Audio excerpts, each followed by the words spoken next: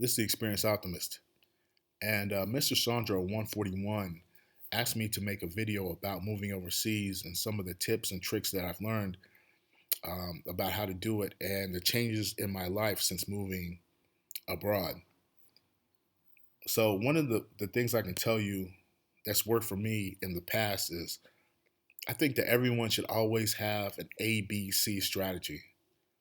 And I think they should always have that approach for life. And the reason why is because RDAs, racist douchebags and assholes, are experts at getting in your way. So you always need a contingency plan just in case something goes wrong. And what this means is always have three choices for everything in life. So when you're moving overseas, I would say that you always want to have three places where you would like to live. That way, if one country, region, or state does not work for you, you can always move to another place.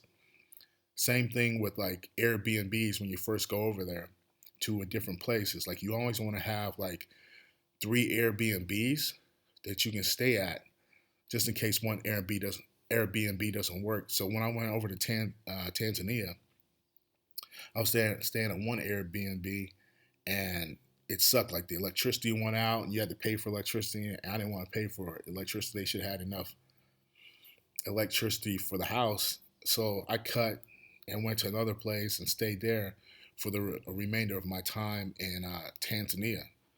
So that's one of the first things I would tell guys is that always have like an ABC strategy for everything. Even for like when you get to a new place and you're looking at stores, like grocery stores, you're looking at people who might provide a service for you, like a driver. I would always recommend having three drivers that you can call up if you need a ride to go places. That's how many drivers I have right now. There's three people I can call up. That way, if someone flakes and he doesn't show up, then you can just call someone else. Personal chefs, like everything in life, man. If one person doesn't work out, man, you always have a backup plan just in case. So that's number one. Now, as far as money is concerned, what I've learned is that a good rule of thumb is to always have about $3,000 coming in every month, regardless of where you live. So you want to make sure that you have like maybe some real estate. I have real estate.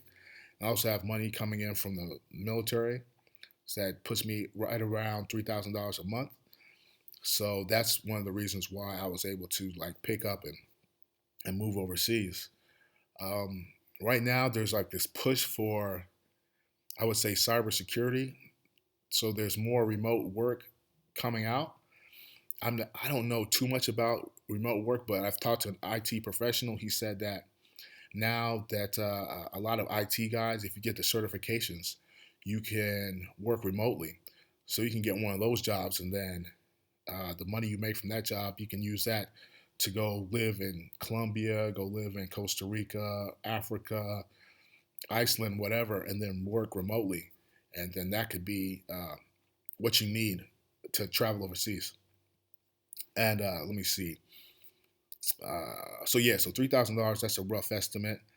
Um, Another thing you need to do is you want to research the place that you want to move to. So I would recommend taking a short trip to whatever place you want to go to, and see if you would like living there. So what I did was when I went to Africa, I visited three countries, and I determined how I wanted to live and when I wanted to move there. And once you kind of like understand um, the place that you want to live, then you want to try to set your life up, set it up to where you determine like how you would want to live logistically. Actually, I'll get to that. I'll get to that. But before, like once you come back and you realize, okay, I want to go live in Colombia, I want to go live in Africa or Costa Rica, then you want to start downsizing your life. So if you have a lot of like couches and all that stuff, I would recommend that you get rid of it. Like I was a minimalist before I moved, so I didn't really have a bunch of stuff.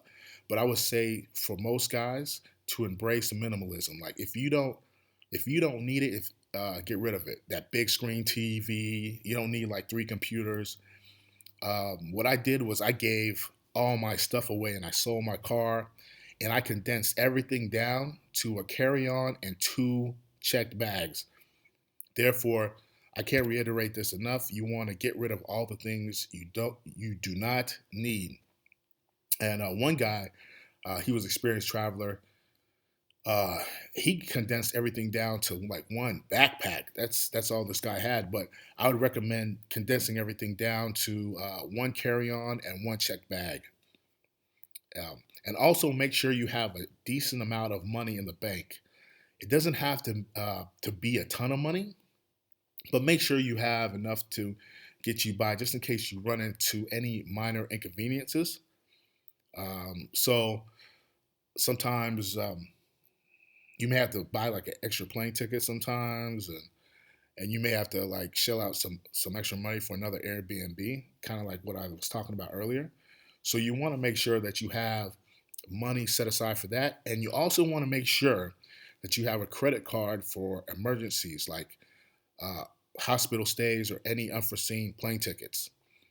Now, what I've noticed from traveling is that a lot of places accept Visa, and I have an American Express and Visa just in case.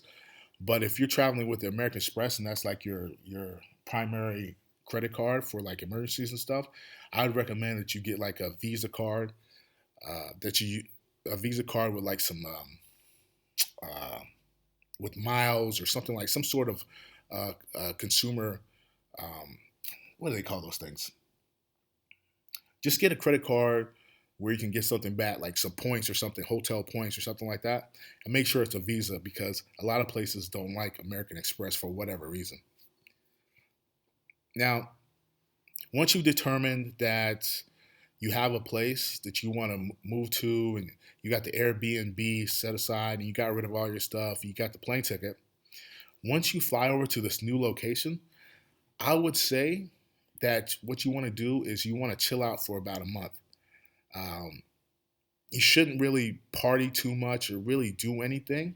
And the reason why I say that is because you really want to detox from the toxic environment back in the States or the UK or any other country that you're coming from. Because what you'll see this a lot, you'll see guys will come with that same kind of overconfident, kind of like nasty attitude that they've acquired from living in the U.S., for example, and then you stick out like a sore thumb, and then people will try to take advantage. So when you first come over, you want to just relax, be alone with your thoughts, combat that need to always be around people, and really get the lay of the land. Once you get the lay of the land, then you can kind of like set things up logistically the way you really want to. Like, so for me, what I like to do is I like staying at an Airbnb initially, and then I try to look around for places to rent once I get an idea of the area. So one strategy a person told me is when you get to a place, instead of just going out and trying to rent right away, what you should do is stay at an Airbnb, maybe stay at a couple of them, determine if you really like the Airbnb, and then contact the host and ask if they do long-term rentals. And a lot of times they'll say that they do, and then you can like rent for a year or more through the host, and it'll be considerably cheaper doing it outside of Airbnb. They'll write up a rental agreement for you, and then you do it that way instead of like going around this new country and searching for rental agents that sometimes will try to rip you off. Like for example, when I was in Ghana, I was trying to go through a couple rental agents, and they were trying to, man, they were trying to rip me off for agent fees because in Ghana you have to pay these agent fees. So what they were doing is they were doubling, or they may even triple the agent fee. And if you're a person, you're not, and you're new to a place like Ghana, and you go over there, then you'll get ripped off. So you want to keep that in mind. So when you're looking to rent, stay in an Airbnb first. Get with the host the landlord and try to work out a deal with them first before trying to go through any like rental agents. So another thing you have to keep in mind is you want to be strategic in the place that you stay. And I said this before, think about the logistics. Logistics are extremely important. My advice would be to pick a place just outside a city center, but close to a grocery store and food options. When you do this way you will avoid traffic and you will be able to walk to stores, grocery stores, um, clothing stores, and stuff like that, just in case you need to. And if you need to get an Uber or a tuk tuk or something like that, then they'll be cheaper when going to these various stores to get all the things that you need. So you always want to look at logistics. Some guys like in Costa Rica, for example, they have like these beautiful homes, but they're in the middle of nowhere. So you'll have like these new modern homes, and you stand there, but then you have to drive 30 minutes to get food. So you don't want to be in that situation. I'll give you an example. So if I wanted to train BJJ with the Danaher Death Squad down in Puerto Rico, if I wanted to do that, what I would do is I would triangulate where the gym is located at, an Airbnb location, and the restaurants where I could reach all three of these locations within roughly a 2 to 5 mile radius if possible. But my ultimate goal, however, would be to get to all these locations, get them all within walking distance. That way I don't have to venture off too much to get things done. And like I said before, logistics is extremely important. Another thing, um, another thing you want to consider is that this is what you're going to find out when you travel. Now, a lot of places outside of America, you'll find a lot, to be honest, better quality people. You'll People will be more hospitable, they'll be more helpful, so on and so forth. Like when I was in Rwanda, there would be guys like Rwanda, they take security like really seriously. So you'll have these guys, these policemen with AK-47s and stuff like everywhere around, so they can easily like stop any problems or anything.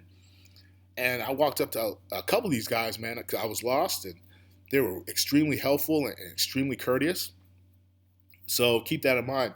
So when you travel to these different places, you're going to find a lot of people like that. However, you always want to keep in mind that even if people are nicer and you can develop better friendships overseas, always remember that people have the same motivations everywhere you go. Meaning, anyone could turn shade. I call it turn shade, aka screw you over at any moment. I try to hold fast to this, to what a veteran once told me one time, and I think I mentioned it in another video. Is do not trust anyone. So this is what works for me. I mean, you can do what you want, but I would definitely try to live by have that kind of mindset when you travel. It's cool to make friends and all that stuff, but always keep in mind that people can use and abuse you at any point. And another thing you want to keep in mind is that if you can, you want to be as self-sufficient as possible.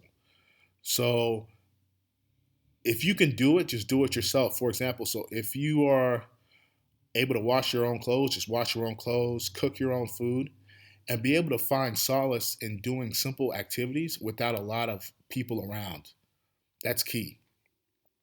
Another thing you want to keep in mind is let me get down here in my notes real quick.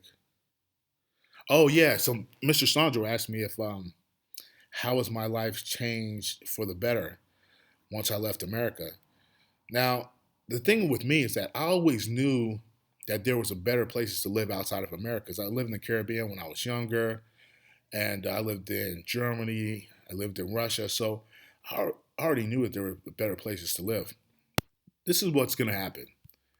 The Once you find that place outside of America that you like, the reality is that your happiness, your contentedness, your freedom, and peace will improve dramatically. That is what's happened to me. And that's what's going to happen to most people. And the reason why this is because there's much less stress where I am now where I don't have to deal with a lot of the nonsense, the anxiety, the uneasiness that I had to deal with in the United States. And that's just the way it is. So I would encourage more men to travel and live overseas, because then you'll experience the peace and freedom that you can't get in the United States. So if you like this video, like, subscribe, support the Ming Chow channels, and I'll talk to you later.